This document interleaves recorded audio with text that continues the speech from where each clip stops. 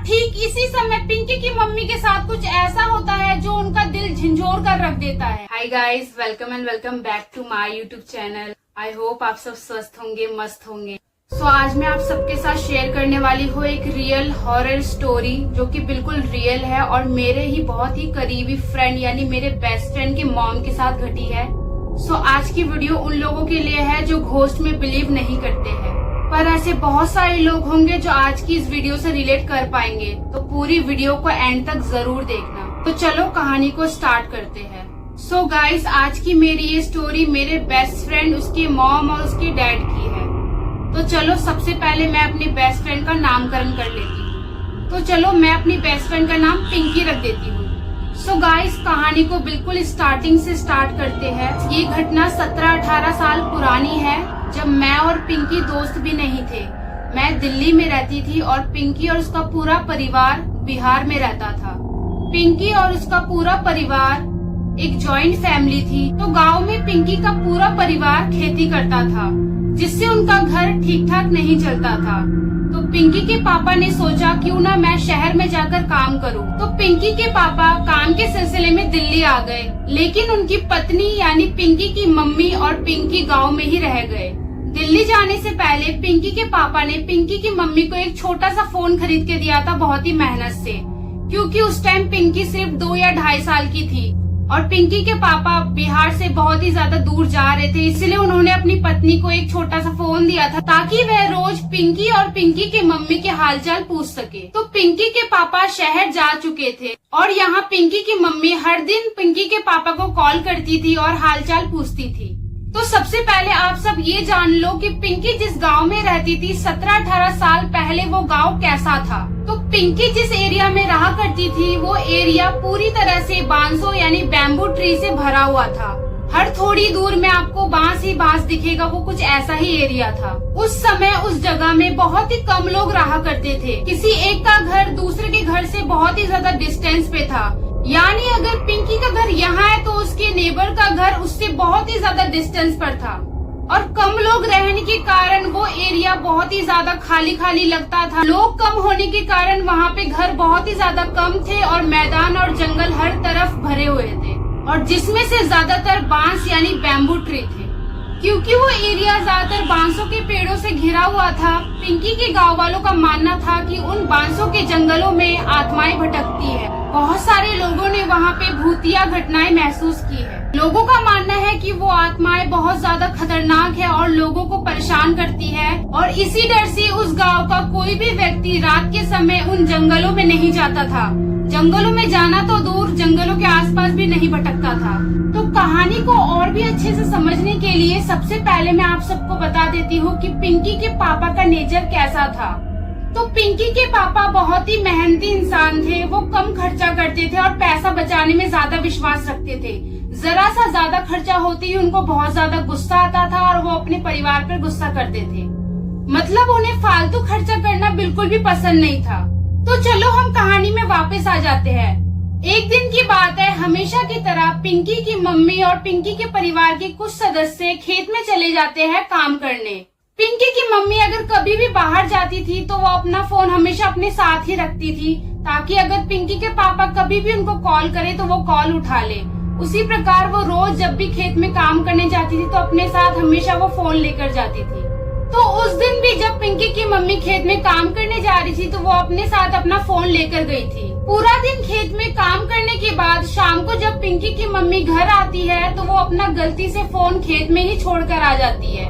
शाम को घर आकर पिंकी की मम्मी को पता चला कि वो तो अपना फोन खेत में ही भूल गई है, लेकिन क्योंकि उनको खेत से घर आते आते अंधेरा हो चुका था तो वो वापस खेत में जा भी नहीं सकती थी अपना फोन वापस लेने के लिए। पिंकी की मम्मी को पता था कि उनके एरिया में रात के समय आत्माएं भटकती है, इसलिए उन्होंने रात के समय खेत में जाके अपना फोन लेना बिल्कुल भी सही नहीं समझा। पिंकी की मम्मी ने अपने फोन के बारे में अपने परिवार में से किसी को भी कुछ भी नहीं बताया था, क्योंकि उनको डर था कि उनके परिवार में से कोई भी व्यक्ति उनके पति को ये ना बता दे कि उनका फोन गायब हो गया है।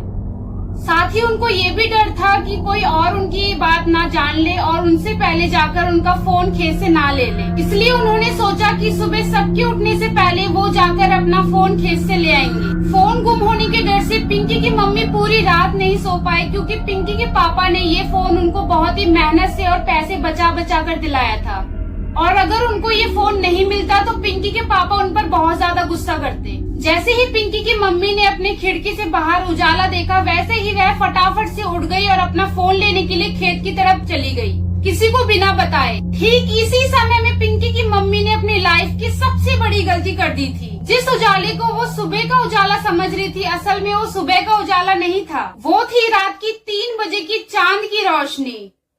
कम घर और खुला मैदान होने के कारण चंद्रमा की रोशनी पूरी तरफ फैली हुई थी। पिंकी की मम्मी अपने फोन को लेकर इतना टेंशन में थी कि उन्होंने रात की चंद्रमा की रोशनी को सवेरे की रोशनी समझकर वो खेत की तरफ चली गई। तो पिंकी के घर से खेत तक जाने के लिए उनको वही बांसों का जंगल पार करना पड़ता था। पिंकी की मम्मी को लगा सुबह हो गई है, इसलिए वो बिना किसी डर से उन्हीं बांसों के जंगलों में घुस गई। जैसे ही पिंकी की मम्मी उन बांसों के जंगलों में घुसती है, उन्हें वहाँ से बहुत सारी तरह तरह की आवाजें सुनाई देती है, जो कि बहुत ही ज्यादा क्रीपी होती है। लेकिन वो उन्हीं सभी आवाजों को इग्नोर करती हुई आगे बढ़ती रहती है। जैसे जैसे वो उन जंगलों में आगे बढ़ रही थी, वैसे वैसे ही बांसों के पेड़ों से इतनी भयानक आवाजें आ रही थी। लेकिन इन सभी आवाजों को इग्नोर करते हुए पिंकी की मम्मी पहुंच गई खेत में अपना फोन लेने के लिए। खेत में आते ही पिंकी की मम्मी अपना फोन ढूंढने चली जाती है, जहाँ पे वह अपना फोन शाम को छोड़कर गई थी। थोड़ी देर खेत में अपना फोन ढूंढने के बाद पिंकी की मम्मी को आखिरकार अपना फोन मिल जाता है, और जैसे ही वो अपना फोन उठाकर खड़ी होती है, और ठीक इसी समय पिंकी की मम्मी के साथ कुछ ऐसा होता है जो उनका दिल झंझोर कर रख देता है। पिंकी की मम्मी को अपने आगे एक बड़ी सी परछाई दिखती है, जिसको देखकर पिंकी की मम्मी बहुत ज्यादा घबरा जाती है, और उनको पता चल जाता है कि उनके पीछे पक्का कोई ना कोई जरूर खड़ा है। अपने आगे इतनी बड़ी परछाई देखकर पिंकी की मम्मी को ये तो जरूर पता चल जाता है कि ये परछाई किसी आम इंसान की तो नहीं है। पिंकी की मम्मी बहुत ज्यादा घबरा जाती है, वो बिल्कुल सुन पड़ जाती है, उनको समझ नहीं आता कि वो इस समय क्या करे। पिंकी की मम्मी को लगा ये जो बड़ी सी परछाई है, ये पक्का उसी आत्मा की है जो बांसों के बगानों में आवाजें निकाल रही थी। तो पिंकी की मम्मी की तरह आप सबको भी यही लगा होगा ना कि वो बड़ी सी परछाई पक्का किसी आत्मा की होगी, लेकिन ऐसा बिल्कुल भी नहीं है। यहीं पे आता है एक बड़ा सा ट्विस्ट। जो बड़ी सी परछाई पिंकी की मम्मी को अपने आगे दिखी थी, वो किसी बुरी आत्मा की नहीं थी, बल्कि वो बड़ी सी परछाई थी उनके देवता बाबा की, जिन्हें वो पूजा करती थी। तो चलो मैं आप सबको देवता बाबा के बारे में कुछ एक चीज बता देती हूँ। कोई भी इंसान अगर किसी भी समस्या में होता है तो देवता बाबा उस समस्या के पहले उस इंसान को कुछ एक हिंट दे देते हैं। ज्यादातर वो व्यक्ति के सपने में आकर किसी भी समस्या के पहले उनको चेतावनी देते हैं। तो वापस से आते हैं कहानी में, देखते हैं आगे क्या हुआ। पिंकी की मम्मी के पीछे मुड़ने के पहले उनको एक आवाज आती है, जो कि थी उनके देवता बाबा की, जो कि पिंकी की मम्मी से कहते हैं कि तू पीछे मुड़कर बिल्कुल मत देखियो, तेरे पीछे एक भयानक आत्मा खड़ी है जो कि तेरा पीछा करते हुए न जाने कब से आ रही है। देवता बाबा ने पिंकी की माँ से कहा, तू बिना मुड़े उल्टे पाँव अपने घर चली जा, अगर तूने पीछे मुड़कर देख लिया तो तेरी मौत आज तय है। ये सब सोचकर पिंकी की मम्मी और भी ज्यादा घबरा गई, और उन्होंने ठीक वैसे ही किया जैसे उनके देवता बाबा ने उनसे करने को कहा। वैसे ही वो सेम उल्टे पाँव अपने घर की तरफ भागती हुई चली गई। जब पिंकी की मम्मी घर पहुंची तो उन्होंने देखा कि अभी भी उनके घर के सारे सदस्य सो रहे हैं, जिससे उनको ये पता चल गया था कि वो सुबह के धोखे में रात में ही घर से निकल गई थी अपना फोन लेने के लिए। और घर पहुंचकर पिंकी की मम्मी इतना ज्यादा डर गई थी कि वो भी अपने बेड पे जाकर सो गई। सुबह जब पूरा परिवार सो के उठा तो उन्होंने देखा कि पिंकी की मम्मी को बहुत तेज बुखार आ रखा है। जब घर वालों को पिंकी की मम्मी के साथ घटित पूरी घटना का पता चला, उसके बाद उन्होंने तुरंत पिंकी की मम्मी का झाड़ फूक किया, जिससे पिंकी की मम्मी पूरी तरह से ठीक हो गई थी। तो गाइस, इसी के साथ मेरी बेस्ट फ्रेंड पिंकी की मम्मी के साथ घटी ये घटना खत्म होती है। तो ऐसी ही और भी रियल हॉरर स्टोरीज सुनने के लिए मेरे चैनल को सब्सक्राइब करो, लाइक करो और शेयर करो। मैं आपसे मिलूंगी नेक्स्ट वीडियो में, तब तक के लिए बाय।